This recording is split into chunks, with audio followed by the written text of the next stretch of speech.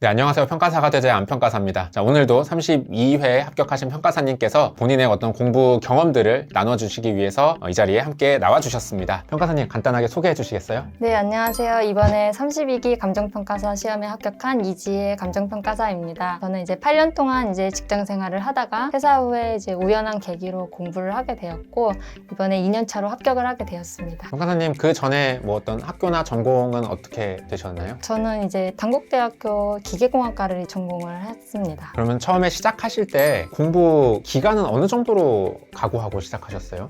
이 시험이 좀 이제 많이 어렵다고 들었어서 일단 보통 한 4년 정도 이제 생각하신다고 들어서 저도 그냥 그 정도로 이제 생각을 했었습니다. 평가사님 공부는 언제 시작하셨어요? 저는 이제 19년도 4월 이제 중순부터 이제 공부를 시작했습니다. 그러면은 4월부터면은 상 1차 볼 때까지 11개월 전이기 때문에 1차만 공부하진 않으셨을 것 같네요. 4월부터 그 다음에 3월까지 1차랑 2차의 그 비중은 어떻게 조절하셨어요? 이제 맨 처음에는 1차가 보통 6월부터 시작을 하기 때문에 실무를 이제 먼저 해야 한다는 이제 말을 들어서 실무 강의를 끊고 기본 강의를 먼저 이제 듣고, 그러다가 이제 6월부터 1차를 이제 집중적으로 공부를 했습니다. 6월부터는 사실 1차의 베이스가 거의 없어서 학원의 커리큘럼을 다 따라가다 보니까 이제 한 강의만 해도 시간이 6시간씩 맨날 들어야 됐기 때문에 거의 한 7대3, 8대2 요 정도로 이제 1차를 하고 2차를 2, 3 정도 비율로 했습니다. 그러면은 2차랑 1차를 한 8대2 정도로 가져가셨다고 했는데 1차가 가까워지면 조금 더 1차 비중을 뭐 올리면서 2차를 아예 안 하거나 뭐 이러시는 분들도 있는데 어떻게 하셨어요?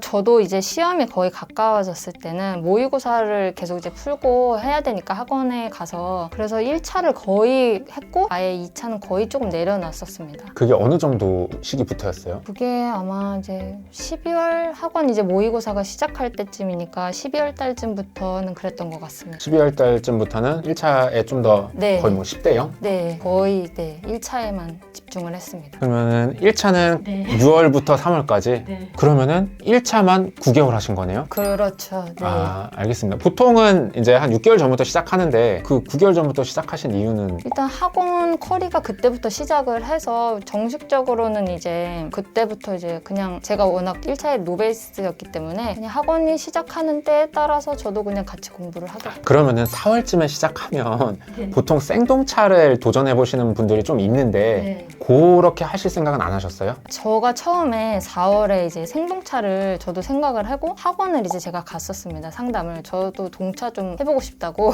그랬는데 학원에서 동차가 무슨 꿈도 이제 거의 꾸지 말라는 식으로 이제 얘기를 하셔가지고, 무슨 그때 GTF도 제가 영어 점수도 없고 그래서 무슨 영어 점수도 아직 없는데 약간 그런 제가 뉘앙스를 받았어요. 그래서 언감생심 내가 큰 너무 욕심을 부리나 하고 집으로 돌아왔고, 그래도 이제 실무를 들어봤는데 그때 이제 첫 수업 때 막 기업가치 퀴즈 풀고 부분지상권 강의하고 이러니까 너무 이제 멘붕 오고, 그래서 학원도 이제 그때 실강을 안 나가고 집에 와서 그래서 좀 천천히 해야겠다 이런 마음가짐으로 공부를 했었습니다.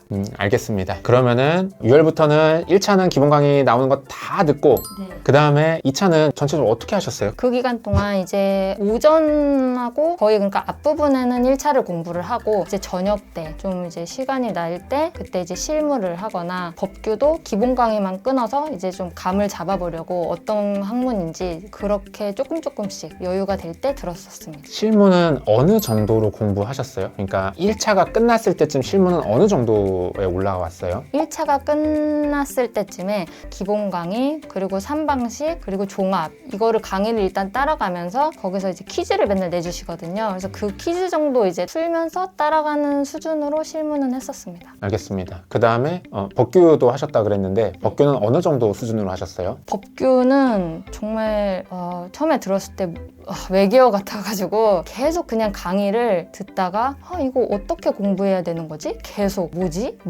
뭐지만 하면서 계속 강의만 계속 들었습니다. 커리큘럼은 쭉 듣기는 하셨어요? 그 정도까지는 안 들었고 행정법 듣고 그 다음에 또 보상법규도 들어보고 그 기본 강의 정도까지 그냥 들었었습니다. 이론은 안 들으셨어요? 이론은 이제 연장이 되면서 시험이 원래 1차 시험이 3월이었다 6월로 이제 가면서 그때 이론도 이제 기본 강의를 끊어서 또 들어보고 그랬습니다. 실무는 어쨌든 커리큘럼 따라가면서 시키는 거 다 했고 네. 법규는 강의 듣는 둥 마는 둥 만큼 이론은 거의 뭐 안 했다 이 정도로 1차를 보신 거네요. 네. 알겠습니다. 1차 합격하고 그 후 1년 동안 2차 공부 어떻게 했는지 얘기 들어보도록 하겠습니다. 전체적으로 시리버 비율 어떻게 가져가셨어요? 1차를 이제 하면서 제가 실무는 이제 조금 그래도 감을 잡아놨기 때문에 이제 1차 합격하고 나서는 실무 이론 법규를 거의 이제 1대1대1 비율로 그렇게 이제 공부를 했습니다. 끝까지 1대1대1 비율로 하셨어요? 아, 그거는 아니고요. 이제 거의 스터디 한 2기쯤 됐을 때부터는 아예 이제 그러니까 실무의 기본 커리큘럼이 이제 끝났을 때부터는 실무는 아예 이제 거의 내려놓고 법규하고 이론을 엄청 공부를 했습니다. 그럼 실무에 손을 놨다는 게 네. 어느 정도로 안 한 거를 손을 놨다고 한 거예요? 그러니까 실무를 보통 저희가 뭐 하루에 이제 꼭 100점씩 풀어야 된다 이렇게 얘기를 하잖아요. 근데 이제 하루에 이제 실무 문제를 풀질 않고 정말 이론하고 법규만 매진을 했다. 제가 이론하고 법규가 너무 이제 어려웠어서 상태가 심각해서 네, 상태가 심각해서 그리고 실무를 제가 이제 공부를 많이 문제를 풀고 또 더 이상 이제 실무에 투자를 한다고 해서 점수가 또 보장이 되는 게 아니라고 제가 생각을 했기 때문에 실무는 이제 좀 내려놓고 법규하고 이론만 공부를 이제 했습니다.